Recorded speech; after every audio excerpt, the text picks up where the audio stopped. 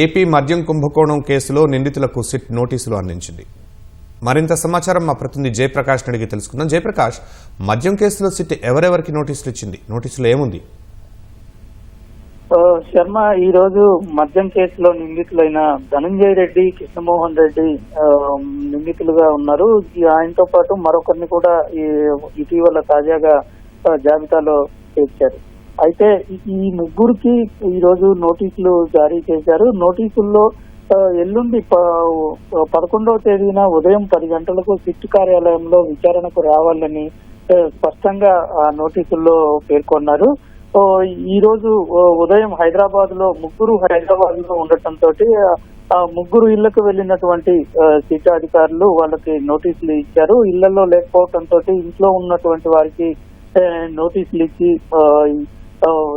ఉదయం 10 గంటలకల్లా 11వ తేదీ ఉదయం 10 గంటలకల్లా విజయవాడలో ఉన్న సిట్ కార్యాలయానికి విచారణకు రావాలని తెలిపారు. ఇక్కడ మనం పూర్తి వివరాలు మనం చూసుకున్నట్లయితే ఏపీలో ప్రస్తుతం సంచలనం రేపుతున్నది మద్యం సిండికేట్, మద్యం కుంభకోణం అని చెప్పవచ్చు. గత కొన్నాళ్లుగా దీనిపైన ప్రత్యేకంగా సిట్ ఏర్పాటు చేసి సిట్ అధికారులు దీన్ని పూర్తిగా అనలైజ్ చేసిన తర్వాత మొత్తం నిందితుల జాబితాని తీశారు. మొట్టమొదటగా రాజ్ కేశరెడ్డి ఇందులో కీలక నిందితుడని గుర్తించి ఆయన అరెస్ట్ చేసిన తర్వాత మిగతా ముగ్గురిని అరెస్ట్ చేశారు. ఇందులో దిలీప్, సజ్జల శ్రీధర్ రెడ్డి, చాణక్య. ప్రస్తుతం ఈ కేసులో ఇప్పటి వరకు ఈ నలుగురే అరెస్ట్ ఉన్నారు.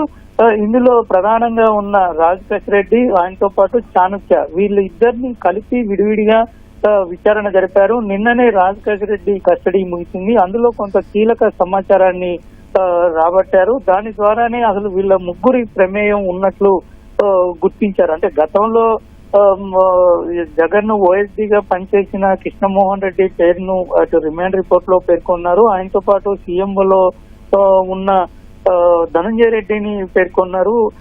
ఇప్పుడు గోవిందప్ప బాలాజీ ప్రస్తుతం భారత సిమెంట్ కు సంబంధించి ఒక డైరెక్టర్ గా చేస్తూ ఉన్నారు. ఆయన చాలా కీలకంగా, అంటే ఈ ముగ్గురు ఏదైతే ఇప్పుడు రాజ్ కేశరెడ్డికి వచ్చినటువంటి నగదు, ఆదాయంగా వచ్చినటువంటి నగదుని మళ్లీ అంతిమ లబ్ధిదారుడికి చేర్చడంలో వీళ్ళు ముఖ్యంగా పాత్ర పోషించారని, ఇందులో ఈ ముగ్గురు వేరువేరు కంపెనీల్లో అదే విధంగా హవాలా మార్గాల్లో రకరకాల పద్ధతుల్లో ఈ నగదునంతా మళ్లీ అంతిమ లబ్ధిదారుడికి చేర్చారని సిట్ దర్యాప్తులో గుర్తించింది. గుర్తించిన క్రమంలోనే వీళ్ళ ముగ్గురిని అదనంగా నిందితులుగా 31, 32, 33A నిందితులుగా వీళ్ళని చేరుస్తూ ఇటీవల కోర్టులో మెమో కూడా దాఖలు చేశారు.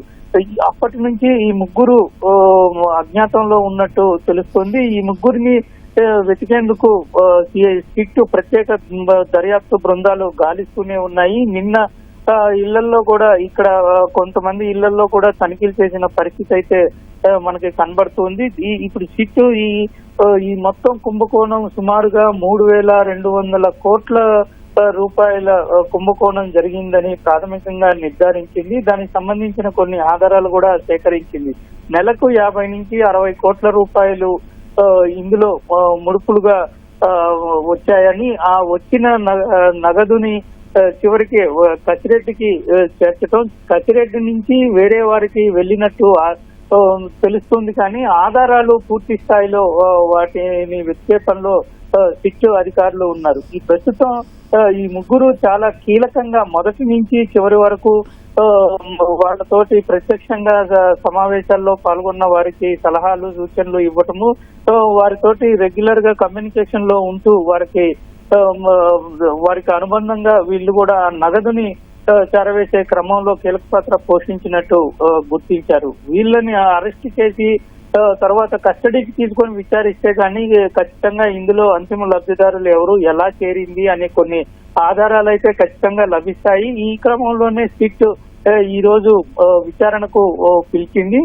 ఇటీవల మనం చూస్తూనే ఉన్నాం, హైకోర్టు, సుప్రీంకోర్టులో కూడా పిటిషన్లు దాఖలు చేశారు ముందస్తు బెయిల్. ఈ దశలో ఇటువంటి కేసుల్లో ముందస్తు బెయిల్ ఇవ్వటం అనేది సరికాదు, ఇవ్వలేమని ఇటు కోర్టు కూడా నిరాకరించిన పరిస్థితి అయితే మనకి కనబడుతుంది.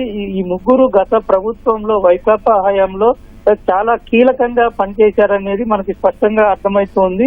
ఒకళ్ళు సీఎంఓలో అందులో ఒక ఐఏఎస్ గా ఉన్నటువంటి వ్యక్తి సీఎంఓలో కీలకంగా పనిచేయటము, సీఎం వద్దే ఓఎస్డీ గా కృష్ణమోహన్ రెడ్డి ఉండటము, ఇంకొక వ్యక్తి గోవిందప్ప బాలాజీ అటు డైరెక్టర్ గా ఉంటూ వీళ్ళతోటి నేరుగా సంబంధాలు ఉండి మొత్తం మీద వీళ్ళంతా నగదుని రవాణా చేసే క్రమంలో కీలకంగా పోషించడం అనేది గుర్తించారు.